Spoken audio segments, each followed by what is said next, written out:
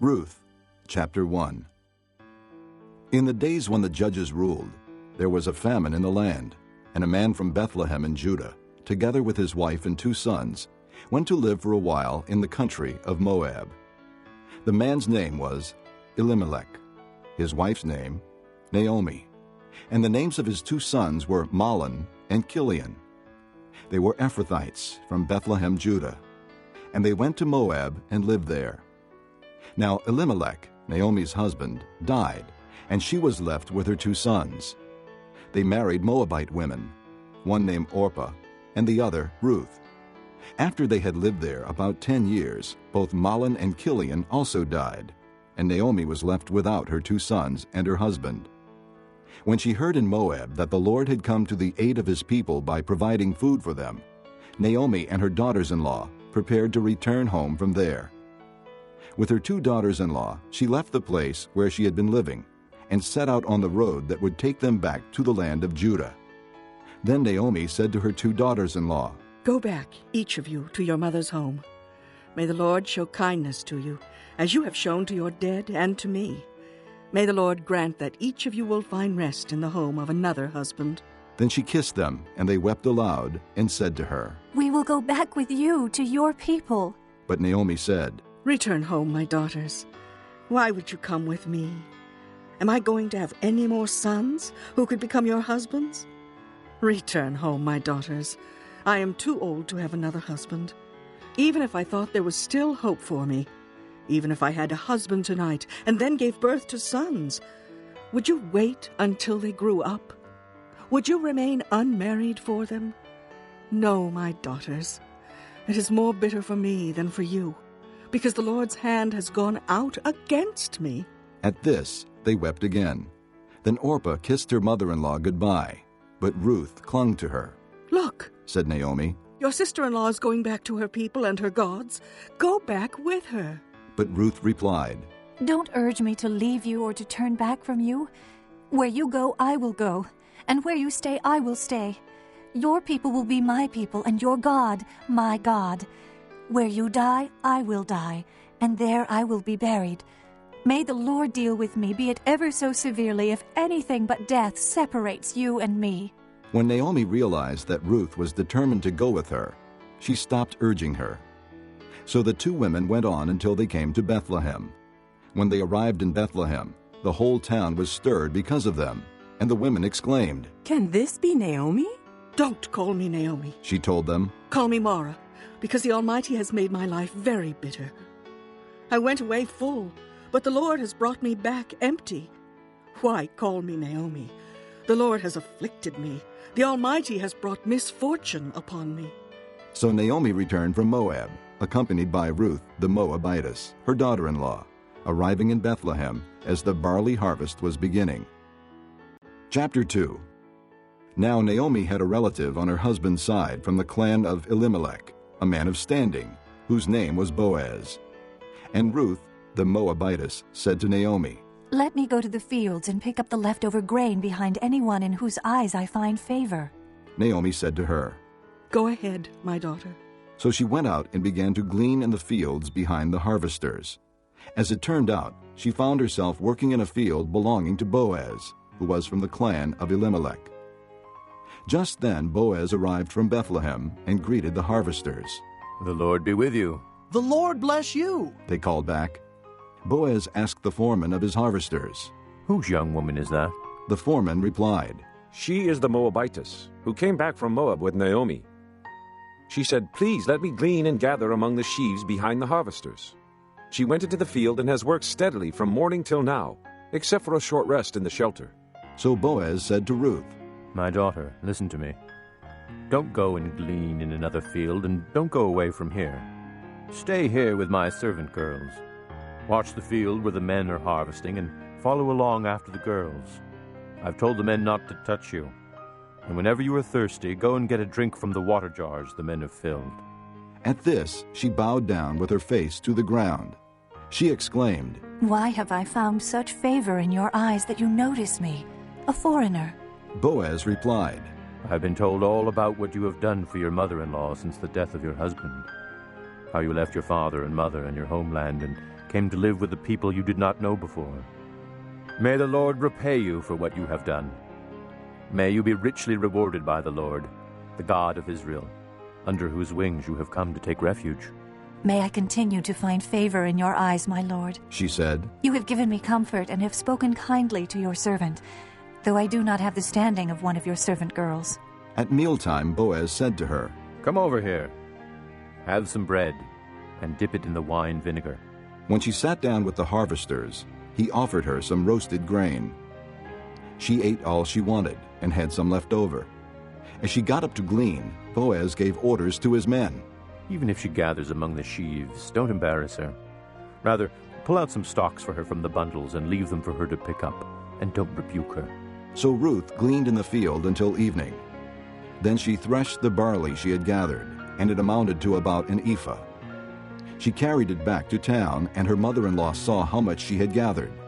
Ruth also brought out and gave her what she had left over after she had eaten enough. Her mother-in-law asked her, Where did you glean today? Where did you work? Blessed be the man who took notice of you.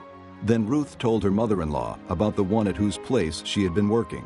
The name of the man I worked with today is Boaz. She said. The Lord bless him. Naomi said to her daughter-in-law. He has not stopped showing his kindness to the living and the dead. She added, That man is our close relative. He is one of our kinsman redeemers. Then Ruth the Moabitess said, He even said to me, Stay with my workers until they finish harvesting all my grain. Naomi said to Ruth, her daughter-in-law, It will be good for you, my daughter, to go with his girls, because in someone else's field you might be harmed. So Ruth stayed close to the servant girls of Boaz to glean until the barley and wheat harvests were finished, and she lived with her mother-in-law. Chapter 3. One day, Naomi, her mother-in-law, said to her, My daughter, should I not try to find a home for you, where you will be well provided for? Is not Boaz, with whose servant girls you have been, a kinsman of ours? Tonight he will be winnowing barley on the threshing floor. Wash and perfume yourself, and put on your best clothes. Then go down to the threshing floor, but don't let him know you are there until he has finished eating and drinking. When he lies down, note the place where he is lying. Then go and uncover his feet and lie down. He will tell you what to do. I will do whatever you say. Ruth answered. So she went down to the threshing floor and did everything her mother-in-law told her to do. When Boaz had finished eating and drinking and was in good spirits, he went over to lie down at the far end of the grain pile. Ruth approached quietly, uncovered his feet, and lay down. In the middle of the night, something startled the man, and he turned and discovered a woman lying at his feet. Who are you? He asked. I am your servant, Ruth. She said. Spread the corner of your garment over me, since you are a kinsman redeemer. The Lord bless you, my daughter. He replied. This kindness is greater than that which you showed earlier. You have not run after the younger men, whether rich or poor. And now, my daughter, don't be afraid. I will do for you all you ask. All my fellow townsmen know that you are a woman of noble character. Although it is true that I am near of kin, there is a kinsman redeemer nearer than I. Stay here for the night, and in the morning if he wants to redeem, good, let him redeem. But if he is not willing, as surely as the Lord lives, I will do it. Lie here until morning. So she lay at his feet until morning, but got up before anyone could be recognized. And he said, Don't let it be known that a woman came to the threshing floor. He also said, Bring me the shawl you are wearing and hold it out. When she did so, he poured into it 6 measures of barley and put it on her. Then he went back to town. When Ruth came to her mother-in-law, Naomi asked, How did it go, my daughter? Then she told her everything Boaz had done for her, and added, He gave me these 6 measures of barley, saying, Don't go back to your mother-in-law empty-handed. Then Naomi said, Wait, my daughter, until you find out what happens, for the man will not rest until the matter is settled today. Chapter 4. Meanwhile, Boaz went up to the town gate and sat there. When the kinsman redeemer he had mentioned came along, Boaz said, Come over here, my friend, and sit down. So he went over and sat down. Boaz took 10 of the elders of the town and said, Sit here. And they did so. Then he said to the kinsman redeemer, Naomi, who has come back from Moab, is selling the piece of land that belonged to our brother Elimelech. I thought I should bring the matter to your attention and suggest that you buy it in the presence of these seated here and in the presence of the elders of my people. If you will redeem it, do so. But if you will not, tell me, so I will know. For no one has the right to do it except you, and I am next in line." I will redeem it, he said. Then Boaz said, "On the day you buy the land from Naomi and from Ruth the Moabitess, you acquire the dead man's widow in order to maintain the name of the dead with his property." At this, the kinsman redeemer said, Then I cannot redeem it, because I might endanger my own estate. You redeem it yourself. I cannot do it. Now in earlier times in Israel, for the redemption and transfer of property to become final, one party took off his sandal and gave it to the other. This was the method of legalizing transactions in Israel. So the kinsman redeemer said to Boaz, Buy it yourself. and he removed his sandal.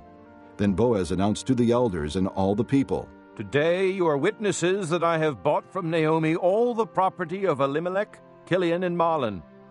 I have also acquired Ruth the Moabitess, Mahlon's widow, as my wife, in order to maintain the name of the dead with his property, so that his name will not disappear from among his family or from the town records. Today you are witnesses." Then the elders and all those at the gate said, "We are witnesses. May the Lord make the woman who is coming into your home like Rachel and Leah, who together built up the house of Israel. May you have standing in Ephrathah and be famous in Bethlehem. Through the offspring the Lord gives you by this young woman, may your family be like that of Perez, whom Tamar bore to Judah." So Boaz took Ruth, and she became his wife. Then he went to her, and the Lord enabled her to conceive, and she gave birth to a son. The women said to Naomi, Praise be to the Lord, who this day has not left you without a kinsman redeemer. May he become famous throughout Israel. He will renew your life and sustain you in your old age. For your daughter-in-law, who loves you and who is better to you than 7 sons, has given him birth. Then Naomi took the child, laid him in her lap, and cared for him. The women living there said, Naomi has a son. And they named him Obed. He was the father of Jesse, the father of David. This, then, is the family line of Perez. Perez was the father of Hezron. Hezron the father of Ram. Ram the father of Amminadab. Amminadab the father of Nahshon. Nahshon the father of Salmon. Salmon the father of Boaz. Boaz the father of Obed. Obed the father of Jesse. And Jesse the father of David.